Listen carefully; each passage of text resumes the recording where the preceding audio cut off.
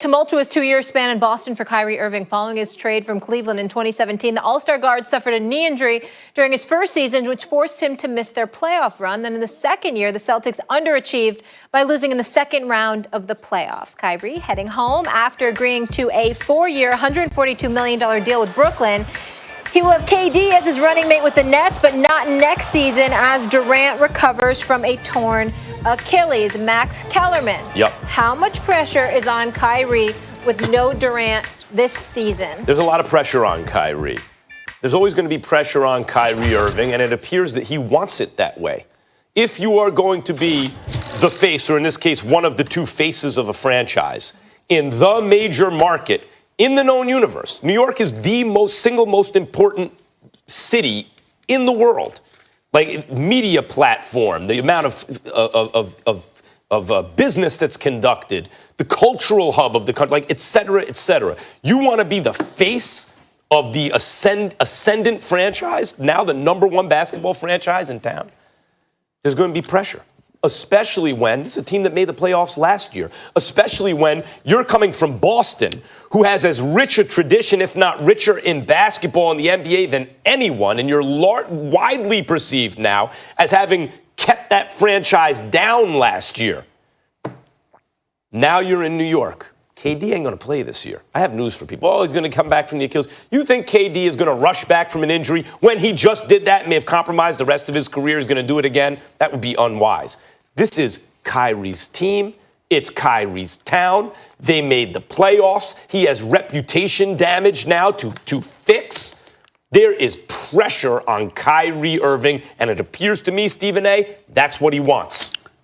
I disagree. I mean, I think that if you're looking at it from the standpoint that Kyrie Irving has to make sure he's no worse than D'Angelo Russell, or what the Nets were with D'Angelo Russell, meaning going 42-40 and getting bounced out in the first round of the postseason by the Philadelphia 76ers, okay, that's fair. But that's about it. I think that when you talk about Kyrie, everybody understands that the big fish in all of this is Kevin Durant.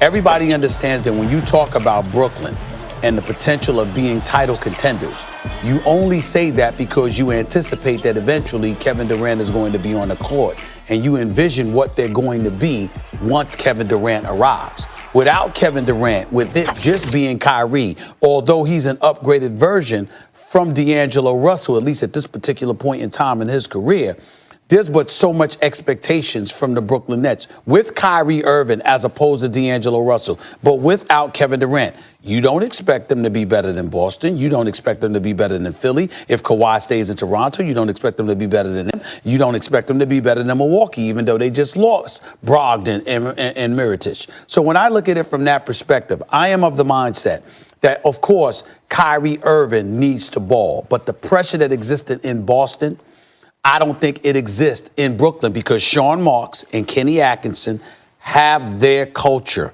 their system in play. I actually think he's under less pressure because all he has to do is go play as opposed to be this ultra renaissance man that everybody's looking for him to be. The Brooklyn Nets made the playoffs last year. Mm-hmm. They took the Sixers 5 games. Yep. The Nets will not be better than the Bucks, even though they lost Mirotic and I agree. That's what I'm saying. Brogdon. The Nets will not be better than the Sixers. Correct. They won't be better than the Raptors. That's what I just said. Unless the Raptors lose Kawhi, then maybe, but probably still not. They won't be better than the Celtics, most likely. They may not be better than the Pacers, who if Oladipo gets healthy. And they got Brogdon with Oladipo. I'm not sitting here saying that he's facing the same kind of pressure he was in Boston in terms of how far they get, because clearly he's not on the same kind of team until KD gets back. Correct. But they have to be better than they were last year. They made the playoffs last year and won a playoff game.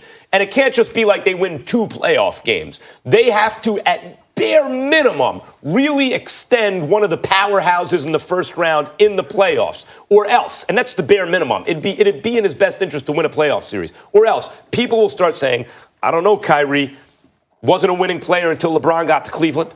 Went to Boston. When he got hurt, they made a playoff run. When he came back, the chemistry was disrupted.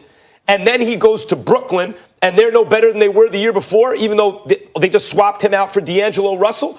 I anticipate they will be better. And I'm not saying they got to win a championship or that their expectations of what Boston's are, but they better be better than they were last year. It better be noticeable. Yeah, but that's what I started off saying. I said outside of needing to be a little better than what they were last year, because they were 42-40 and got bounced out in the first round, I said outside of that, clearly there's pressure as a basketball player when you're a max player. You don't want to go there and then they're worse with you than they were without you. We understand that, but when we talk about Kyrie, it's rare that we just get into his skill set. A matter of fact, his skill set is why he's relevant, because we take that for granted and we point to everything else about him. And what I'm saying is that everything else is no longer an issue.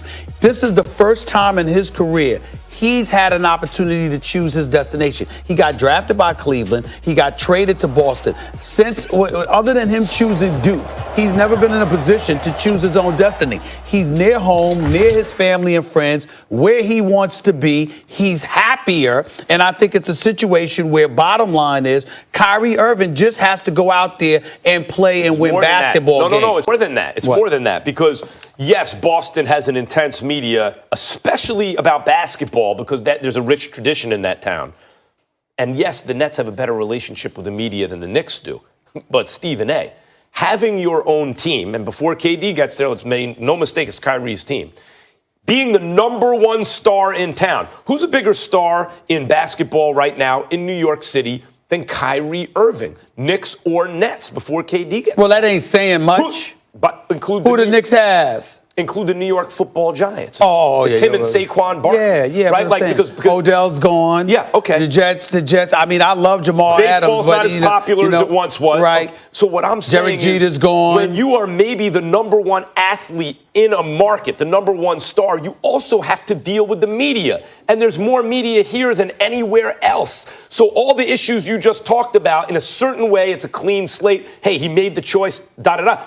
In another way, Kyrie, what do you got to complain about? You chose this. So you're under all this scrutiny. There is tremendous pressure. Not the same. If you wanted to rephrase and say, are the expectations with Brooklyn this year the same as they were with Boston last year? No. But let's not say that that's the same thing as saying there's not pressure. Okay, there's a lot of pressure. That's fair enough. And I guess what I'm saying is the pressure in Boston was far more extreme. He was approaching free agency. There was questions about whether or not he would want to stay or go, which were percolating all year long, who he would go with. And in the midst of all of that, there were championship expectations. There are no championship expectations for the Brooklyn Nets without Kevin Durant on the court. There are none. And so because you don't have that, that's a load of pressure that has been eradicated. Then there's no longer the question, where you going to end up? You going to stay or you going to go? That has been answered. There's no longer that issue. Then you're talking about ingratiating yourself, or guys went to the Eastern Conference Finals without you. All right, so what you going to do now? Well, now you're going to a team that got bounced out in the first round. So I'm taking all of those elements, I guess what I'm saying. I'm looking at the definition of pressure falling under that umbrella, and I'm saying based on that, there's minimal compared to what existed last year. But if you want to make it from a literal perspective, is there pressure? Okay, I understand. When we go to Barclays next year, because we're all going to wind up going to Barclays and watching next thing. I went this year. We want to see. So did I. We want to see the Nets win, right? And we want to see Kyrie put on a show. That's 41 nights a year. To me, that's not pressure. Zero to win and put on a show and then deal with the media. To win 43 games, but the bottom line is to put on the show. That's what Kyrie does. That's what he does. That's what he does. Yeah, but you got to win. That's what he does. A lot more to come on First Take. Which Lakers under the most pressure this season? Our trigger word of the day, LeBron or the brow? We'll debate it next.